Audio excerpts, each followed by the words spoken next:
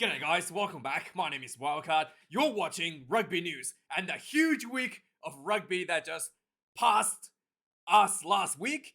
And there was just breaking news everywhere. So yeah, without further ado, let's go through the big issues. First up in Wales, the man, the legend, the longest, I guess not the longest, the highest test cap earned test cap player, I guess highest cap player ever in the history of rugby has just announced his retirement.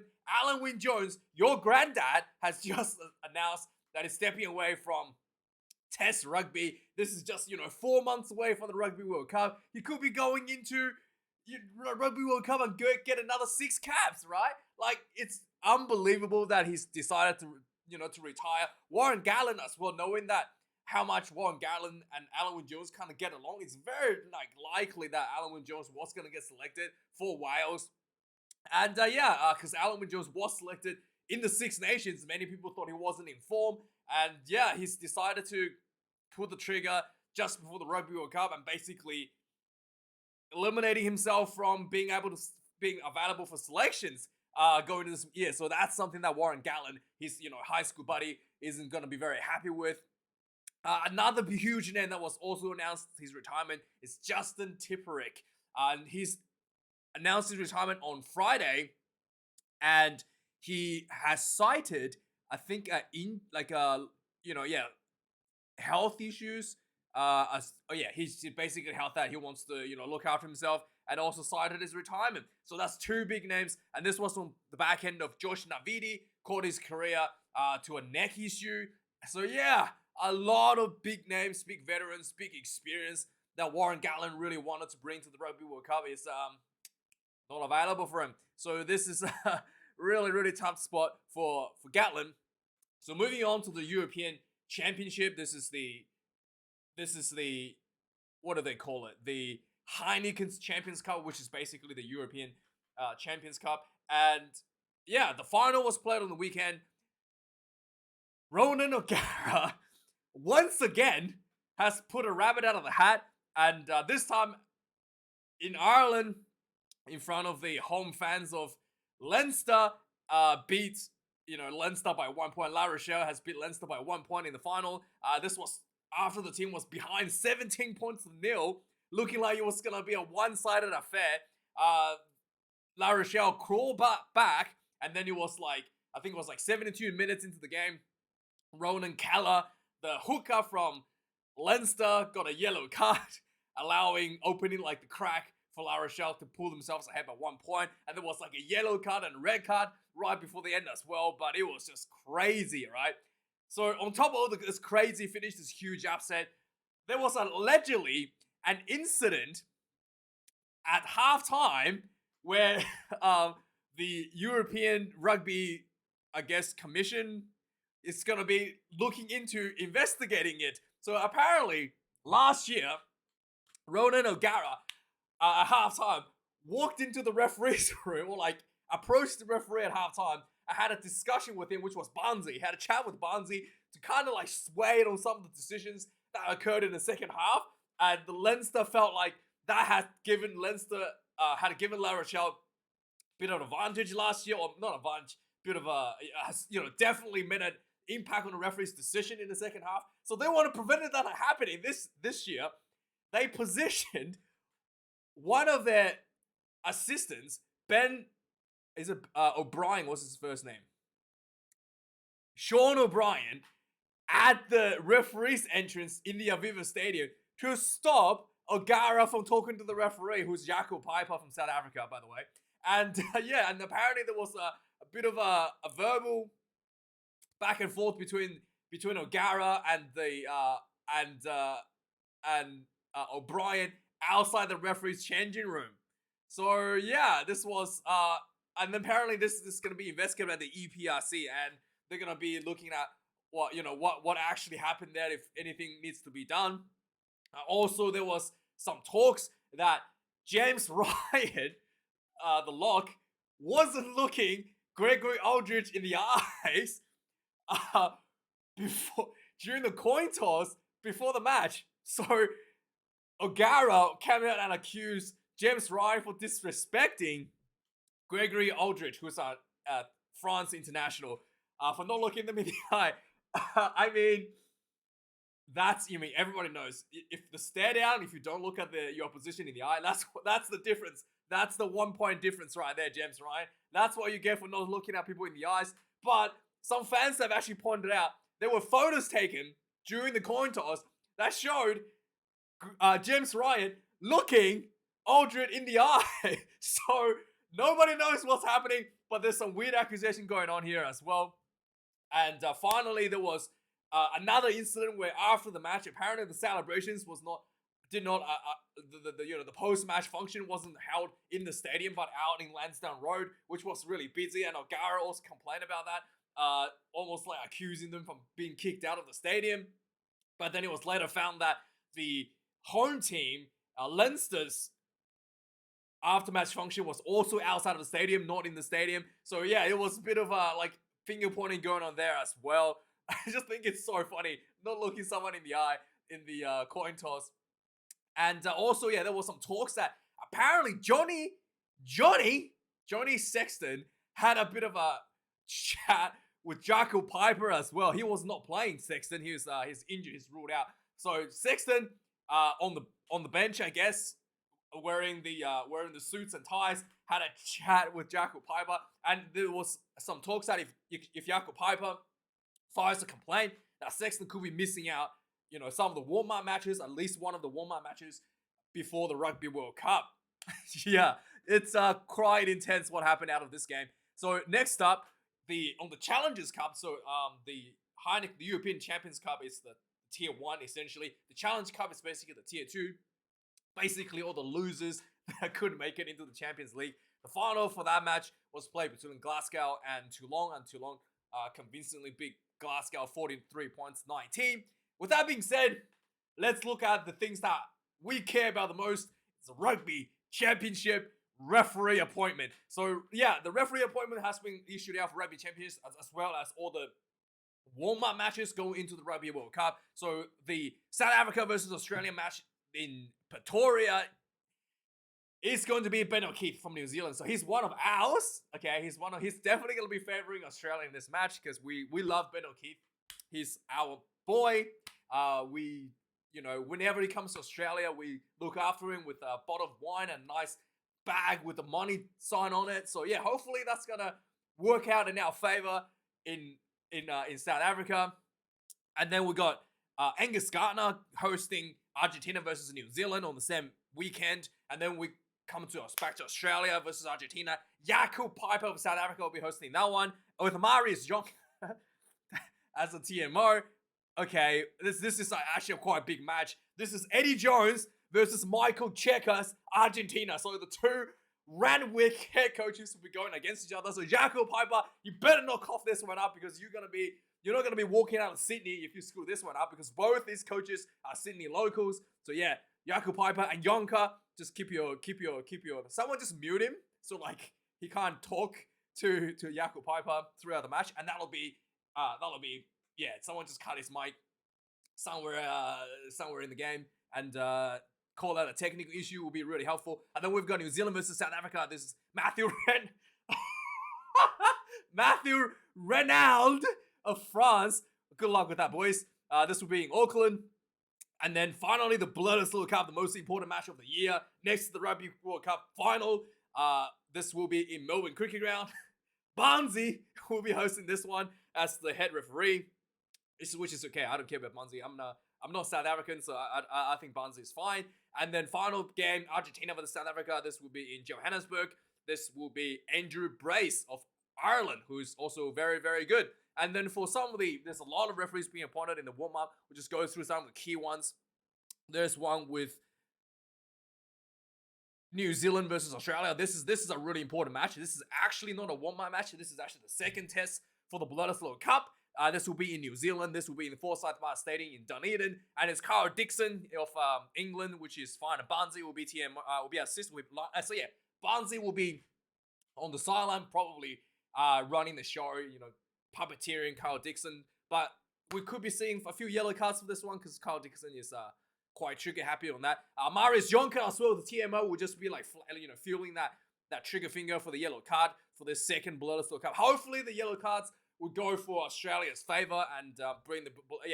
We'll have to send them some good gift packages going into this match for sure. South Africa, Argentina, this is I guess the second test between the team. Nico will be the referee for that one, which is fine. Scotland, France, Ben O'Keefe. This is another big warm-up match. Italy, Ireland, Matthew Red. England, Wales, Nick Berry of Australia, the best referee we've got. One of the best referees we've got. We've got very, very good referees in Australia. And then we've got big ones here. Second one, England, Wales. Nico will be doing that one. We got Wales, South Africa, Andrew Brace from Ireland, which is good. France, Fiji, Nika, and Ireland, England, another warm-up. Paul Williams from New Zealand. There's another one. Okay, this is the second test between New Zealand and South Africa. Basically, the match that's cancelled for the rugby championship. This will be at Twickenham. This will be Matthew Carley of England, which is good. We've got, I think there's one more. France, Australia, the final match.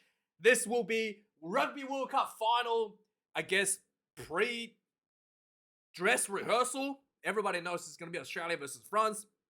This will be at Stade de France. And Luke Pearce of England will be looking at this one. So this will be a really, really, really good match. Looking forward to. I am extremely excited for the schedule. So obviously this weekend, the Barbarians will be playing the World 15. The Barbarians coached by Eddie Jones. World 15 coaching by Steve Handsome of New Zealand, the former New Zealand's head coach. This will be a very interesting, fun match. The big one, it's the Pride. Yes, England will be flying the Pride flag or support for Pride, World Pride or whatever. As Israel Folau is being selected to play for World 15 for the Steve Handsome. So Israel Folau will be there, copying some abuse, I guess, from the English fans. I do think it's a little bit over the top to do this, just to show off Israel Folau, because I have a lot of opinions about him. I thought he was wrong, and then I thought, after getting more understanding of the culture of the Islanders, I really felt like you shouldn't be doing this, because there's a lot of family traditions goes into religion. When it comes to a lot of these Islander players, they have not just religious traditions, they have family traditions that they have to uphold. If they come out and say things that's against their religion, which will also be against their family, which is also really a big issue. There's a lot of respect in that culture with regards to their elderly, and to come out and say things, to come out and they have to be very careful of a lot of their traditional religious beliefs. So I actually have seeing a lot of this stuff happening in rugby league as well. Last year, the Manly Sea Eagles, debuted the Pride jersey without consulting the players. Half the team just didn't play, and the team went from top 8 plummeting all the way to the bottom of the ladder as a result of it. And the coach got fired as well because of the Pride jersey, because a lot of the Islanders really don't want to be associated with it, because of their religion. And it's a very serious issue to a lot of these players. And I do think that, people needs to really have a think about themselves when they try to make these sort of statements, to try to attack somebody like Israel Folau. So that's my 2 cents. Let me know your thoughts there. Next up, we've got Andrea. He's a guy, by the way, not a woman.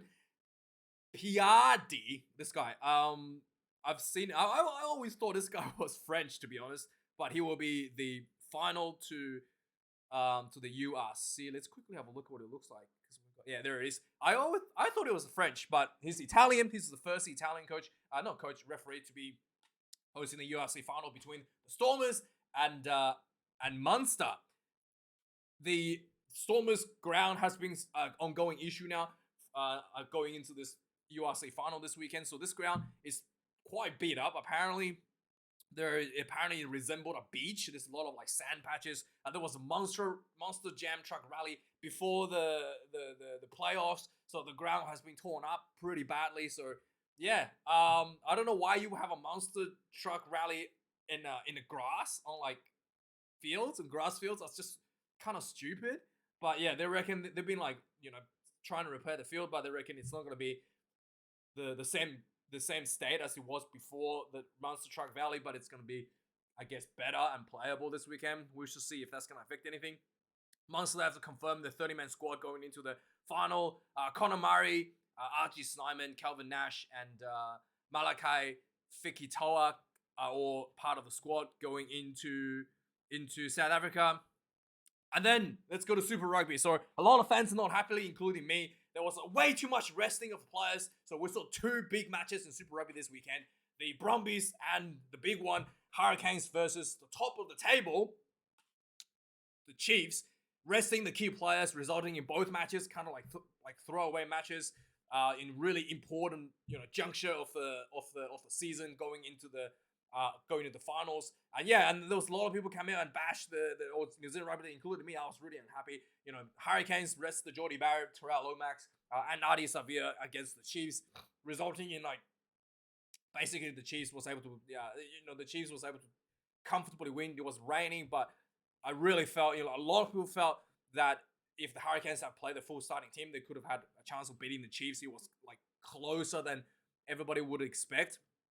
But this was an issue that the CEO of New Zealand Rugby, Mark Robinson, I don't know why this guy is still employed. He's absolutely unbelievable. He basically came out and said, we've done some research. Could you please show us the research data? Apparently it's, suggested that a player needs to take a break every 5 to 6 games. And he sticks to that. And then he tried to change the topic by saying that, hey, guys, we sold out 2 games this season, okay? The Crusaders versus Blues and the Chiefs versus Crusaders.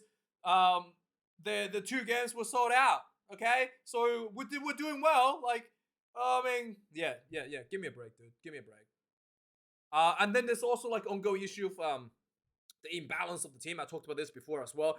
I think that Super Rugby needs to have a salary cap system, and there needs to be a draft. And New Zealand Rugby and Australian Rugby needs to share the talents around so all teams have an equal opportunity and talents and equally competitive, making the product actually good.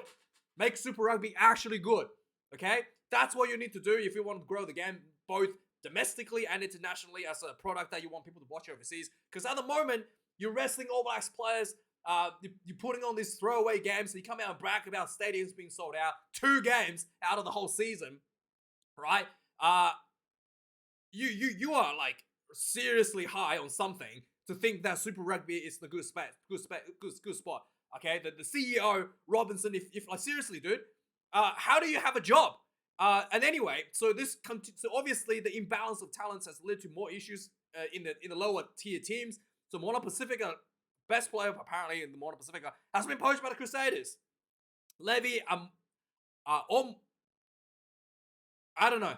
This guy here, he gets poached by the Crusaders.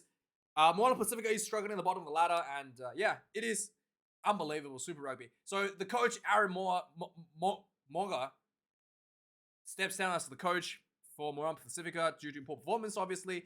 And then the Blues had a bit of a scale on the weekend. Bowden Barry walked the field, limped off the field.